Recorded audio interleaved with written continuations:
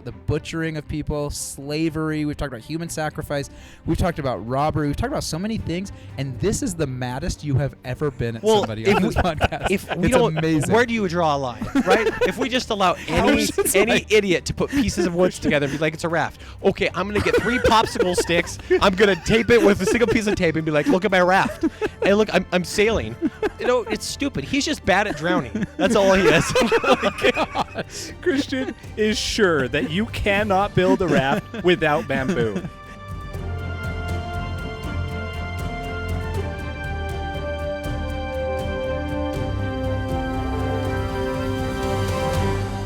Hi, everybody. Welcome to the Cash Me Outside podcast, where the real treasure is the treasure that you find at the end.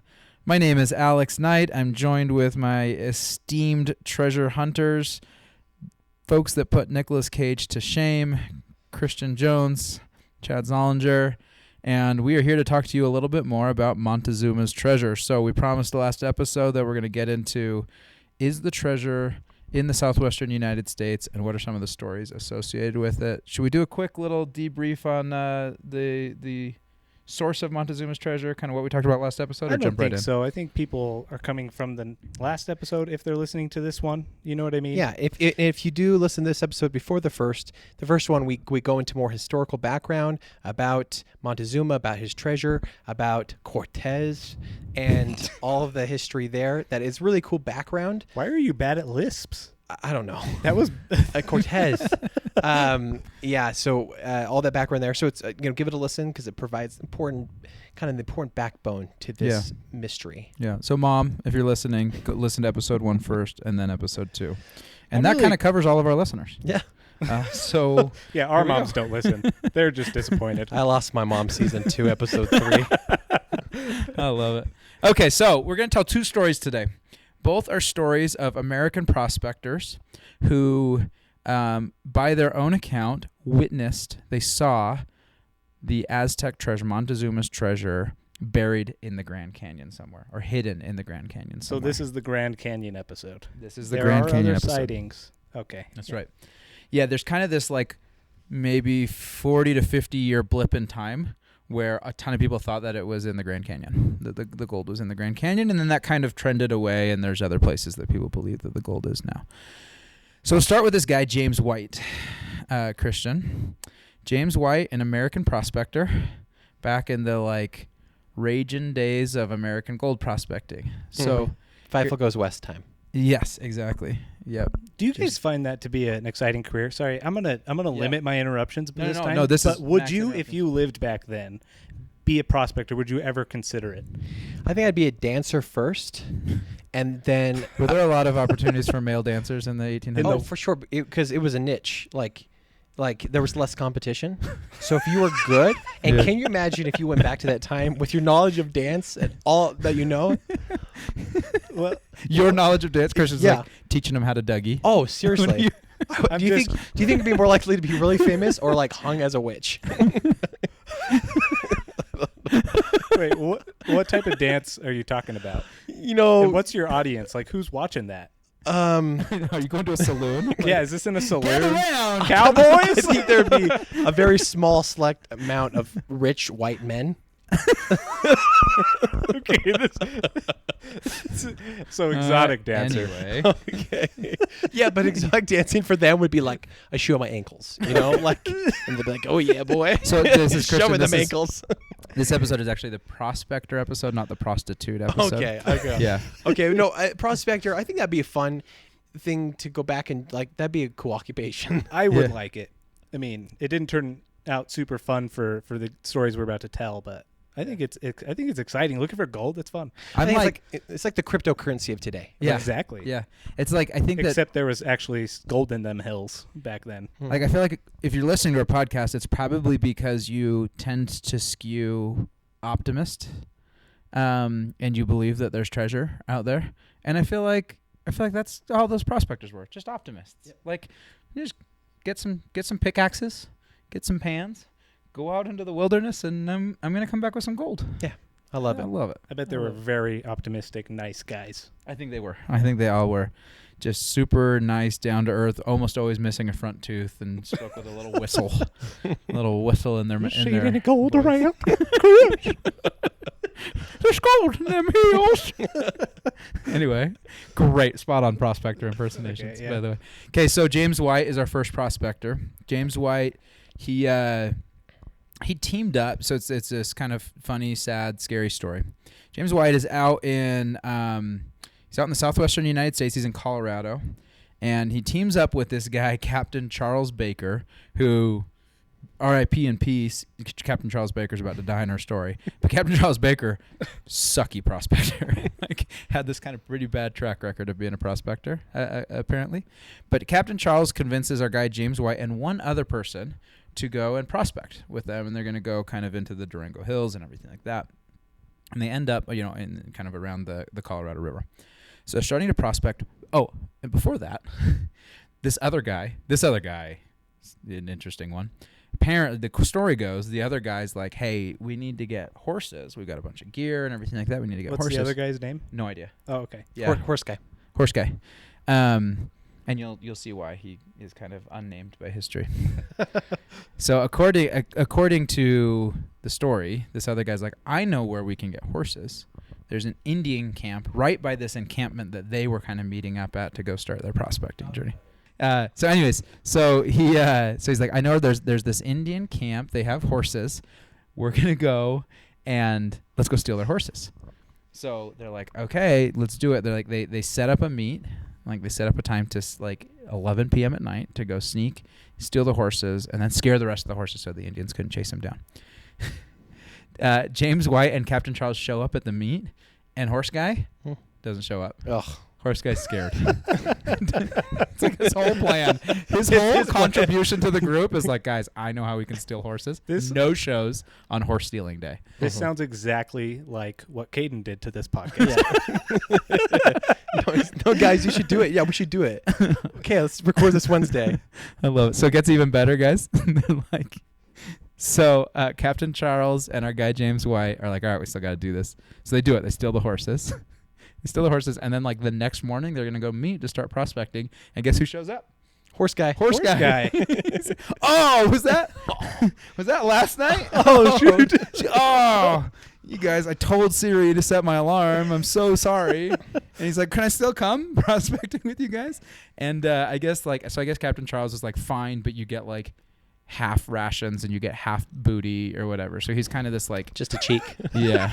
Just one booty. Yeah. So first of all, I want to say real quick, I would have loved to live back in that day because I feel like your opportunity for excuses for missing things were so much like way more numerous. Totally. Where like he didn't make it. He's like, right now, if you don't get to somewhere, it's like, how do you not get there? You got directions on your phone. You can get there. Like you're a bad person if you He's don't like, get there. I turned left at the cactus. I was supposed to turn right at the cactus. I'm sorry. Henrietta never forgets to crow at 5 in the morning. Yeah, seriously. I didn't hear the beehive, so I didn't know I was supposed to do a U-turn. That's a really good point. Yeah. Thanks for pointing that out. Yeah, but also, like, here's the thing. In this, like, you forget to meet up with somebody or whatever, it's not like you're like calling them. You might just never see them again for your whole life. Oh, that's such a good point. Wow. That's crazy. Like, it's easier. You have a better excuse, but also the stakes are way higher. Way higher. Yeah. You miss the train, you might just live in that town for the rest of your You'll life. never find him again. Exactly. All right, sorry. Anyways, okay, so Captain Charles Baker, our guy James White, and Horse Guy, they set out to go prospect. And as they're doing that, karma is a bee. They get attacked by Indians, different Indians, right? But as the story goes, Captain Charles is leading out. He's kind of the front of the pack. And shots ring out. He gets shot. There's a couple of different accounts. One is that he gets shot and he says, I'm a dead man. The other, which is kind of cooler, is that he goes, save yourselves. That's cool. He says, fly, you fools. Fly, you fools. So, they're getting attacked by Indians. James White and Horse Guy bolt. They just run for it. They make their way kind of down the canyon. That's kind of where they see their opportunity to escape. But then they're down the canyon, the Grand Canyon, kind of at the foot of the Colorado River, and they make like a make-do raft. Like, we got to get out of here. By the way, up until this point, and we're going to kind of get into this, no white man had ever traversed, had ever like rafted or sailed down the Colorado River through the Grand Canyon. This is amazing. I think about like people of this generation where like you're being chased by Indians. You need to get down the Grand Canyon, and then you just need to build a raft. Yeah. Like and by the way, like there might be a 500-foot waterfall waiting for you. Yeah, how are your panic rafting building skills? Like I wouldn't be able to. There's no way. Yeah. I think tying logs together is not the most difficult skill. Like I don't imagine this being like a really. I think this is exactly that. It's like we're tying logs together and holding guys, on this to is your so life. hard. If I sent you down to the the Colorado River and said build me a raft, You give me I'd rope grab and some. wood. if it with like 19 Apaches like ready to kill you, I'm chilling. I guarantee you it would take you 3 days. It's hard to find 3 days. Tie, Christian. How They're much? not making their own rope, Christian. Christian, They have it's rope. supplies. Okay, but how many? It's not like they have bamboo, like these long pieces of wood that They are just had like. supplies. They Yeah. had rope. Yeah. Okay, they have rope, but no, I'm saying like bamboo, like long. Why are you straight talking about bamboo? stick? Because like bamboo is like, you can get like 10 What is bamboos, happening? 10 bamboos, and they line up really well. And you can make a raft. Like going out into like whenever I went on a camp out and I found any stick that was straight, I was like, I'm a hero, and I grabbed this stick and I kept it forever. Christian, Because whoever told you that building a raft is that hard has bamboozled it's the hardest you. thing on I earth. think You guys you're don't imagining know. like a well-built ship. Yeah. It's all you need is something that floats. And Like that's literally, just I logs just need to and get away rope. from the Indians. Do you think that these are guys attacking just me. like 3 logs? They just Yes, like yes, did a for double. sure They they did did. a double knot, and they're Yes, like, "Hang exactly on, right. horse boy." And as evidence of that, Okay. so they're like holding onto these logs, floating down the Colorado River. First white men to try to do that, right? And hit some rapids. Raft breaks up. Horse guy, never seen again. Bye. So we assume the horse guy died. Yeah, it's probably fair. James White is left alone, and by his account, is drifting down the Colorado River for like days and days. Sun beating on him, everything like that. He finally kind of like pulls up in this like sandy embankment within the Grand Canyon. It's getting late at night. He sees a little cave. So this is where we're getting into the good stuff. Crawls his way into the cave, falls asleep, wakes up to the sight, which is not what you want to see if you crawl into a cave. I feel like second to like a growl, the thing you don't want to wake up to is the sight of like flickering firelight in the cave. Yeah, definitely not. So he wakes up, flickering firelight, and I guess could think of a few things I don't want to wake up to. Well, I'm talking Christian about- dancing back in that day in a cave. Look at my ankles. For- This is the real treasure. Hey, you seem thirsty. Long river ride. Aztec gold. I in my heard you were. ankles. I heard you were looking for booty. Gosh. Anyways, so if James White's family, by the way, who they exist, if they're listening to this, by any chance, I'm so sorry if Christian's being offensive to your great great great grandfather's story. I'll take the risk on him offending one of the billion or so people that are likely to listen to this. Yeah. Exactly. So the story goes, he wakes up. There's Indians that have lights, right? They have what do you call this? Torches. Torches. It's been a really long day. So everybody, the other piece of this is I had COVID last week, so I have COVID brain still, which means that I'm dumber than I usually am, which means I'm pretty dumb. Anyways, Great. He's about Two at our stories. level now. One is that he looks up. The Indians he thinks he's dead, right? He's going to get killed. Indians take pity on him and feed him just out of the kindness of their hearts. And he kind of looks around in his like dehydrated, hallucinative state. He looks around and just sees that this cavern is chock full of gold, right? Yeah. The other is that he wakes up. So in both cases, he's in this super dehydrated, hungry, maybe hallucinative state, and he sees a bunch of gold. The other story goes, he offered to sell all of his remaining gear, including like his pistol, to the Indians in exchange for some food to feed him. Okay. Gets back on the river, right? So he gets back on his raft, floats to the river. He ends up drifting ashore on September 8th, 1867, near the Mormon town of Rioville. He's found by these Mormon farmers. They bring him into town. They nurture him back to health. The story goes it was days before he could even talk. He was covered in blisters. His clothes were all tattered and everything like that. But he had made it through the Grand Canyon. After he could finally start speaking, he tells his story about everything, including he tells this story about finding gold or seeing a cavern full of gold in the Grand Canyon, which draws a lot of interest. Newspapers write about it, everything like that. A little while later, a historian comes and visits him and shows him drawings of, basically shows him drawings, and he's like, "Hey, does this look familiar?" And he's like, "Yes, the cavern was full of gold, of treasures just like this." And the guy's like, "This is Aztec gold." So people are like, Montezuma's treasure is in the Grand Canyon. It starts drawing a ton of interest for people to go kind of start thinking about exploring the Grand Canyon. He didn't take any of the treasure? Didn't take any of the treasure. Not in this story. The other no, story. The other story, they take a little bit of the treasure. This is like a mini Cortez. If you're like, my biggest lesson from this is if you're an indigenous person that has treasure and a white person stumbles across it, don't be nice to that white person. Yeah, kill that white person. Yeah, I think that's right. I think that's the move. Okay. It's actually crazy how close it is to Cortez. It washes up on shore. Yeah. Gets in the good graces of the natives. Yep. Finds the gold. Goes and tells a bunch of people. The other story, goes and tells a bunch of people, and others come to look for it. Yeah, I mean, here's the thing, though. So a couple things about James White skipping forward. He never went back to look for it. So, to James White's defense, he might have still just been in this, I'm recovering, I just survived this harrowing thing. He never tried to go back and look for the gold or anything like that. He kind of only told the story one time. This isn't the thing. He never recanted, but he also never. It's not like this guy 40 years later was like, "Let me publish my memoirs about the time I saw the golden cavern." This sounds like a classic lie. And if it weren't supported, kind of an Old West tall tale. If it weren't supported by another story where they did find stuff and they came back, I would not believe this guy. Because who finds a cavern full of gold and doesn't go back for something? Well, and he's a prospector. This is what that's his whole that's what thing. you're supposed to do. Exactly. If I stumbled across a large amount of Harry Potter. Got it. So just so we're clear, Christian and Chad hate James White if he does go back, because then it's like, oh, the Indian told him about the gold, and of course the white guy goes back for the gold, and then they hate him if he doesn't go back for the gold, because it's like, you're a prospector, do your damn job. Oh, I hate him either way, because he builds crappy rafts and he abandons his friends. So Christian is just dancing on James White's grave right now. Horse guy was not his friend.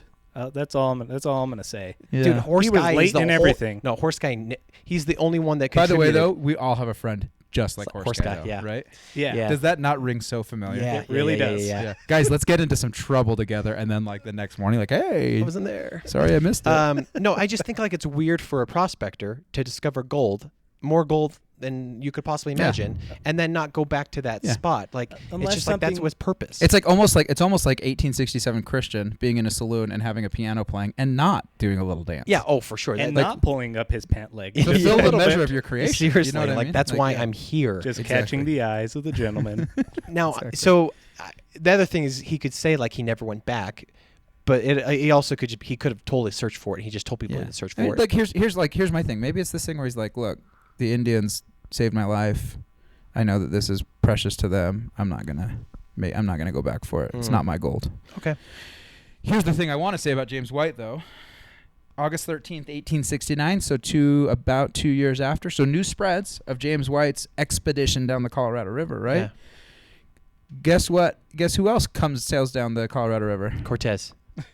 Hernan Cortez. No, our guy John Wesley Powell, who's a pretty well-known name around here because there's a lake named after him.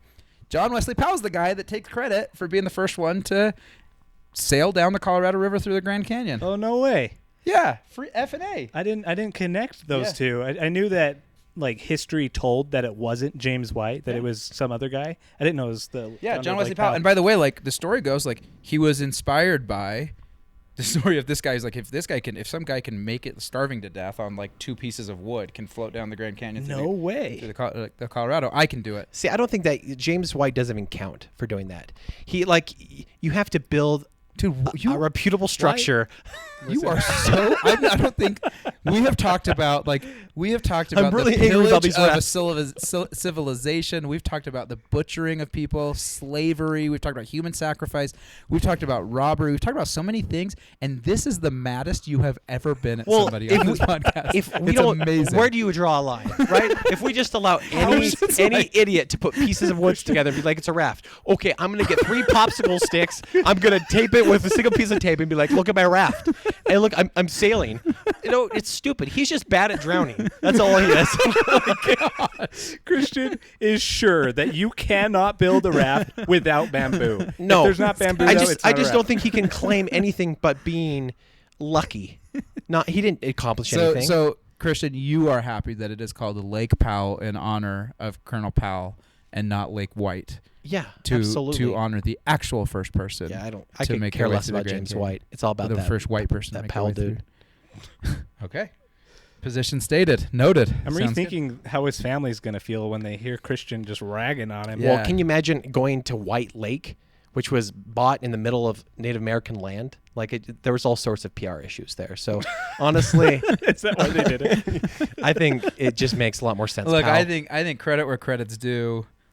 Look, the guy was a horse stealer and a prospector, but he was the first white man to do something pretty gnarly and pretty crazy. I think history should have a bigger place for him than some small footnote. Well, he ended up as a running back for the New England Patriots, so everything's Great okay. third down back. Okay. It turned out to be a great thing. So the real treasure was in all the third down conversions that he made. For sure.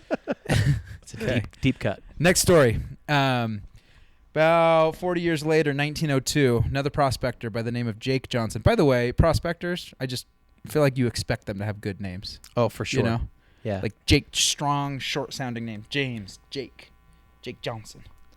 Or Erastus. Gold Hands Jake. Erastus? Yeah.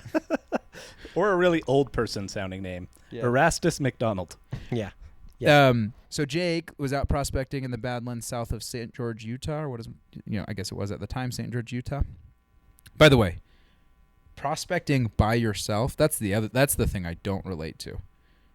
Going out by yourself into the wilderness to be like, I'm going to find some gold. Yeah. For the Utah treasure hunts, I had to go hiking by myself, and I was super scared and nervous. Nature is meant to be enjoyed with other people. Can we also talk about who invented Badlands as a name for something? Such a good name for a place. No, it's so bad. It's like, what should we call this land? I don't know.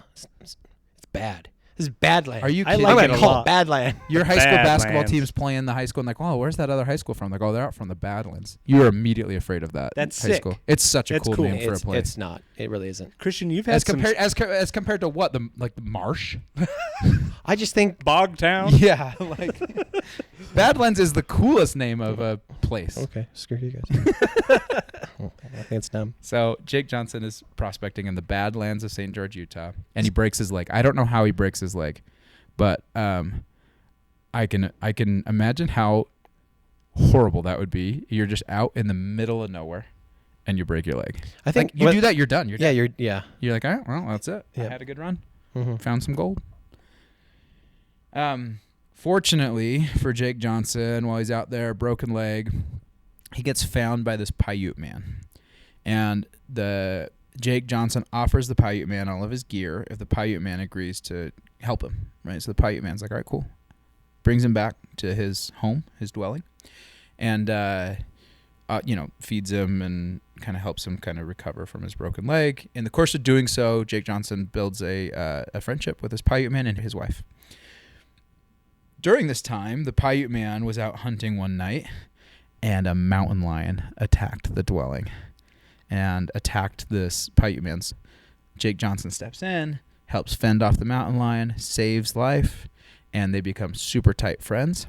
And so this guy starts telling Jake Johnson the stories of his Paiute people, including... Here it is again, Cortez and Montezuma. Yep. Including this legend. Don't tell him. Don't tell him. Yeah, gotta not do it. So he's like, Jake, many years ago, our people saw a band of a bunch of other Indian people, not our tribe, carrying these giant cases that were covered in animal skins. As we watched them, they went to a cave, moved these cases into the cave, and then killed all the slaves. He's like, then we kind of started interacting with them. Half of the men went back. They just went back the way they came. And the other half stayed and started talking to us. And what they told us was, we've been instructed to come here and guard and protect this treasure until a time that our king calls us to bring it back, calls us to return, right? And they're like, if you help us to guard this treasure for as long as we need to guard it until our king calls it back, you will, when our king comes back you will be visited with great prosperity. If you don't help us, he'll kill you all.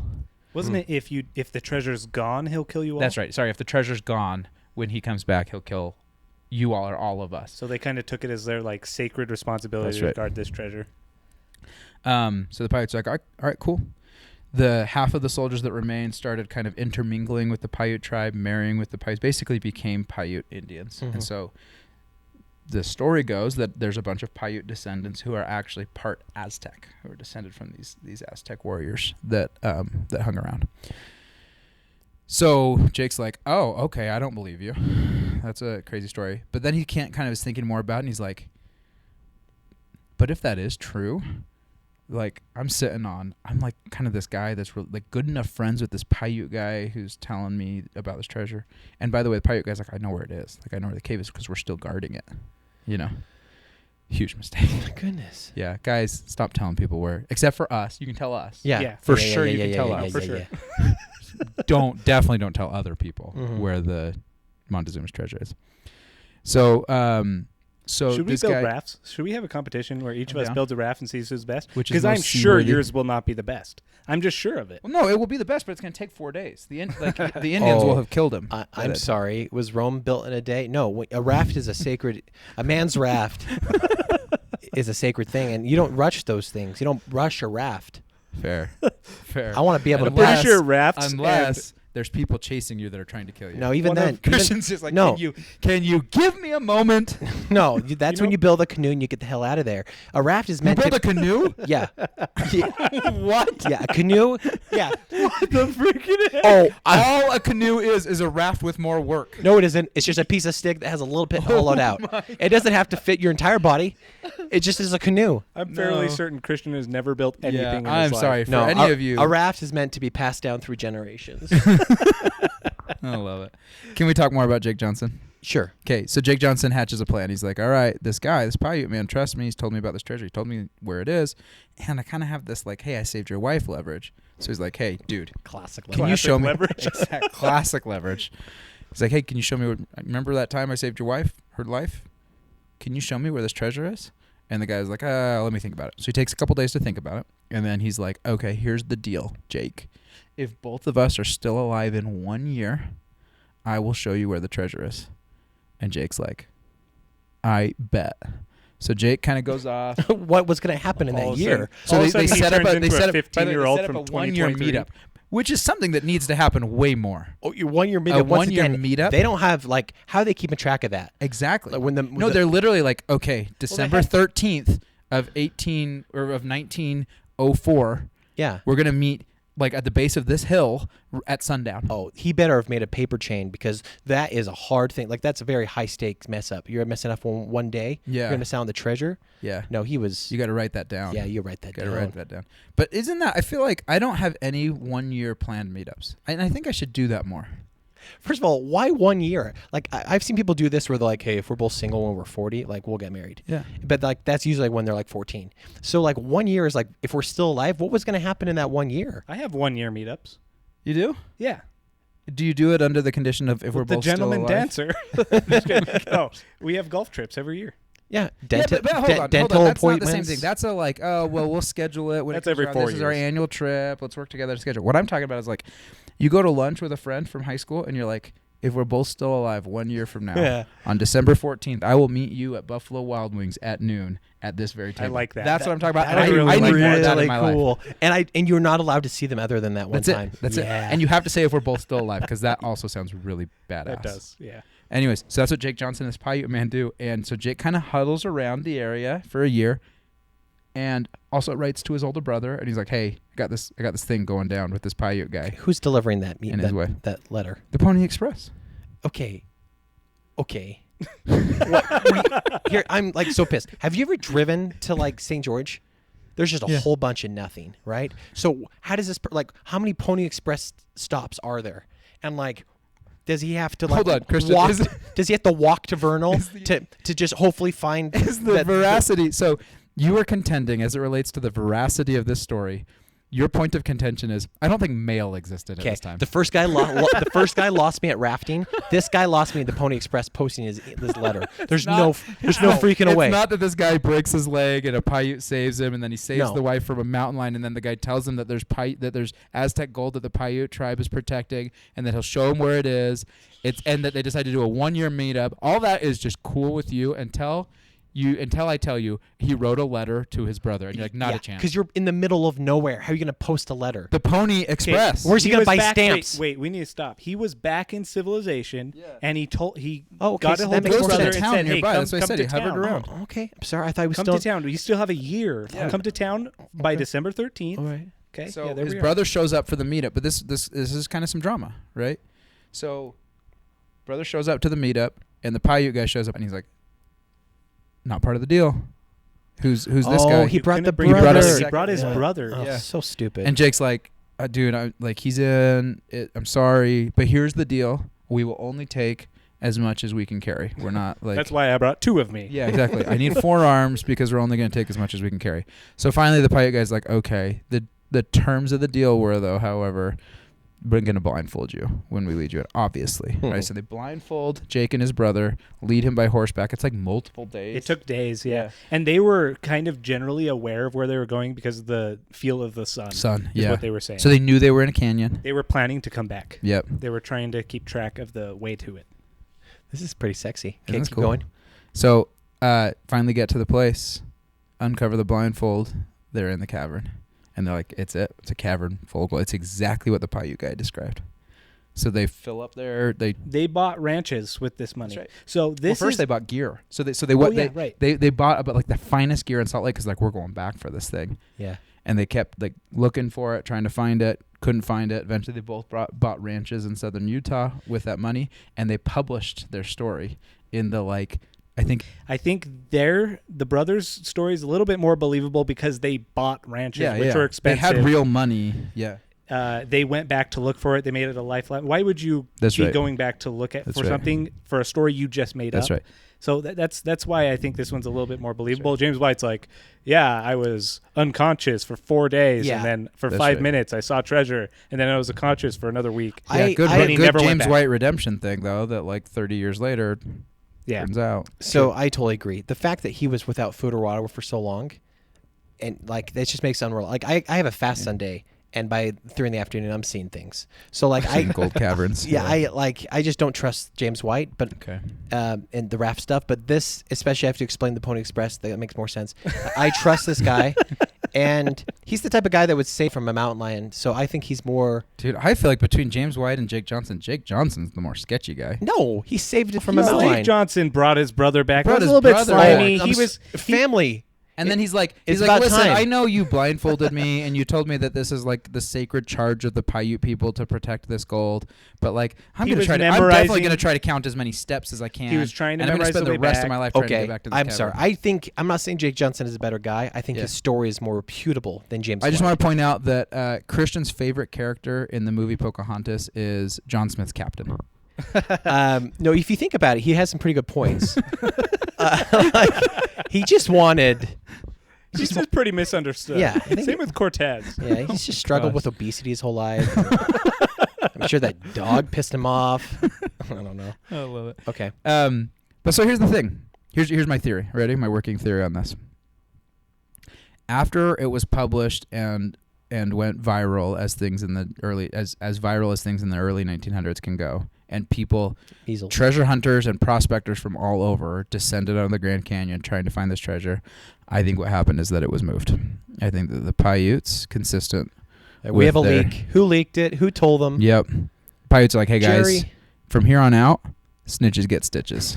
I don't care how many mountain lions that somebody saves your wife from. Snitches get stitches. Don't talk about the treasure. Yeah. I'm also wondering why, if this story was true, the Paiute man needed a year. You know what I mean? Like, come back in a year. Why? Like, why so much time? Dude, don't hate on the 1 year meetup. I just think it's cool as a standalone. It is weird. If we're both still alive in 1 year, I just want it to be. That's just a cool way to meet up with somebody. Okay. Okay, yeah, that's fine. He had some stuff to do. Maybe he had to verify that the treasure was still there. I don't know. Maybe he wanted to clear out some of the treasure for himself first before he showed his buddy. Maybe there was a conference on the other side of town. Yeah. I don't know. Like I don't know. Maybe it wasn't like tax optimal for them to get the treasure. Yeah, seriously. There's a lot of options here. Yeah. So this is pretty interesting. This is 1902, so we're like 100 and... Not 1902? 1902. Oh, yeah. We're pretty close. I guess I should say 1903. 1902 is when Jake Johnson broke his leg and met the Paiute guy. So 1903 is kind of when he came back. Okay. So this is interesting. Welcome to the 20th century. Now, it's like taking the word of a prospector, I think, is in itself a dangerous thing to do. I just think they're more prone to outrageous things. You've had some bad experiences I've run into some prospectors. And I don't know. There's one thing Christian learned when he was 11 years old is do not take a prospector for his word. He does not have candy in his van. Knowing what I know about your dad, I can see that being something he taught you. Son, remember? No playing with face cards and no mingling with prospectors. And no stealing horses. I don't know. So fair. No mingling with prospectors. No, this is interesting, but it would be. Do we have additional accounts? Yes. So this is the last accounting of Montezuma's treasure in the Grand Canyon that there is. So there are more, and we will go over those next episode, which I am very excited for. Yeah. But now we're going to start getting. So next episode, we're going to start getting into the kind of modern accounts of Montezuma's treasure. We have been kind of I don't know if accidentally progressing chronologically. Yep. These stories have been getting closer now. That's on purpose. Yeah. Okay. Yep. I have a real quick bonus question for you. Yep. Say you have 50 pounds of treasure to hide. I don't know why I gave you pounds, but just a large amount. And you have one day to hide that treasure where no one will ever find it. Where are you hiding it? Oh, I have Today? such an easy answer for this. Okay, let's hear Chad's first. I'm going to dig a hole, bury it, cement mistake. foundation, build a house on top. So you have one day to do this. Oh. It's not like a raft situation where you've got 2 months. And like HGTV is not walking through that door. Like you're not building a house in a day. That's tough. Under my bed. Okay. So we live in the beautiful land of Utah, surrounded by mountains, and one of the things that is in these mountains everywhere are abandoned mine shafts. 100% the move is to go find an abandoned mine shaft and drop the gold down the mine shaft. Because no one will go down that mine shaft? There's just so many of them. They're so hard to find. You're not going to be able to, like, from an aerial scan, be able to pick up metals or anything like that. And people just don't. Mine shafts are dangerous, and so people don't just, like, willy-nilly go explore mine shafts. Interesting. Okay. I like mine better. I control who's been in my room. In the 3 years since I've been in there, no one's been in there. No one.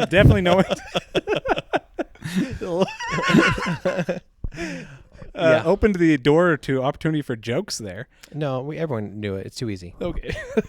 Yeah. Anyways, and nobody's been under my bed, so. Well, no one's. Oh shoot! I don't have a great answer for this, but I like your answers. Thanks. I wouldn't. My answer would be I wouldn't hide it. I'd give it away because I don't need it. No, oh my gosh. You wouldn't do that. So think about the Paiutes, though. Okay, so if we're gonna go with the theory that the Paiutes are like, ooh, it's in the newspaper now. Everybody's looking in the Grand Canyon for this cavern full of gold. We got to go move it.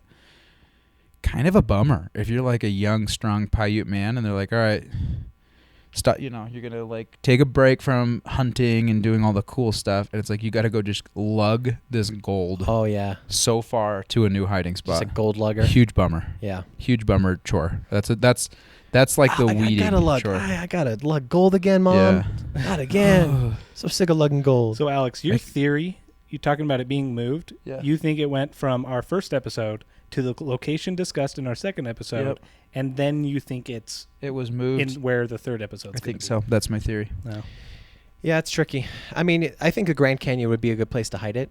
Like it's so winding and it's so hard to get it down into it. Especially for years and years and years, no white man ever made it down through the Grand Canyon. Yeah, because there's probably some like secret path or trail that they're aware of how to get down it. Here's my counterpoint to that theory, though. Okay.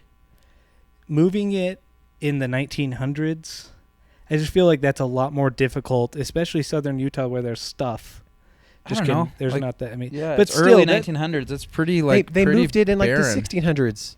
But he's saying that after I'm James saying they went White gathered it all up, put it on. Like you got horses. I think that you just throw everything. Like you have 50 horses and some carts. You can load it all up and do a little sneaky midnight run. It's not like there's a ton of people down there that are monitoring anything. You know, it's still very Wild West in the early 1900s in southern Utah. Guys, tease next episode to me. Tell me what have I got ahead of me? Next episode's Freddie Crystal. Freddie Crystal, first all-women's town council in the world in southern Utah. Yep. As a result of treasure hunting, ghost apparitions in the water, pulling people down, choking people as they're scuba diving. Yeah. A lot of ghost stories in this next one. So the next one moves to Kanab, which people think that in or around Kanab, Utah, is where the treasure currently is. And we're going to start talking about a bunch of different stories of people that believe that they've gotten very close to the treasure, and the different places kind of in and around Kanab that the treasure might be. Is included in that, is that the FLDS group that believes they found a huge treasure inside a mountain in Kanab, and they've set up a community there? Guys, I'm going extra episode on I'm that? going to contribute in this episode. Let's go. I've never heard of this. There is, I know this. Wait. No. Listen to me. Okay. Shut up. Okay. So my neighbor has a brother who is cray-cray. And he has just like sold this house, sold all of his belongings, and has moved into this like very like not like traditional FLDS, but like FLDS, like effed up LDS, like weird thoughts. And they have this whole community, and they think the world's going to end, and they think the church is like falling away. And they live in this community by this mountain because they said that in this mountain there is a huge treasure that has been found. This is in Kanab, Utah. This is in Kanab, Utah. Wow. No, there's a website. I'm going to share with you guys. Colliding. This is great. And the best part about it is we're like, oh yeah, we can't access the treasure because when Jesus comes again, we'll rely on this treasure to fund the growth of his kingdom. But so they're like, yeah, but you can move here and help us protect it. But you can also pay the organizer for a stake of the mountain. Okay. And then if you go get two other people, if you get two other people in your downline to also pay for a stake, then you're basically you're basically your own boss. This sounds like Go Element United. And if you buy a stake, they make you a stake president, and they make you a stake. Yeah, to celebrate. Real? This is a real thing, and I can't wait to share it because it has such a connection to. Guys, what if we crack the code? What if we crack the code that it actually is, that they're not lying? Do we go down there and be like, guys, you don't understand. There's Montezuma's treasure. This isn't Jesus's treasure. This is actually Montezuma's treasure. Which is for Quetzalcoatl. Yeah, which is for their Jesus. Yeah. Oh my gosh. We just unlocked the answer. Episode. I'm about to buy. This is good. Amazing. Okay. So there's a little bit of context for listeners that might not know what we're talking about when we say FLDS. So we're in Utah. Predominant religion here is the Latter-day Saint religion, LDS. There's an offshoot of that religion that was an offshoot from a long time ago, FLDS. That is the group of folks that still practice polygamy and they're like foundationalists. Usually in kind of southern, more rural Utah is kind of where they are found. You kind of don't really see them in or close to like Salt Lake or Utah counties. But I'm actually really excited. Guys, we don't even need any more episodes. The next episode, we will have solved the treasure. So we're here with Jedediah and Erastus. Look at all your gold, Jedediah. Tell the people how they can buy a stake in the Gold Mountain. All right, that was fun. Thank you, guys. Good episode. Yeah, that was fun. Until next time, we'll catch you on the next one. Outside the flippity flip. Doo-doo-doo.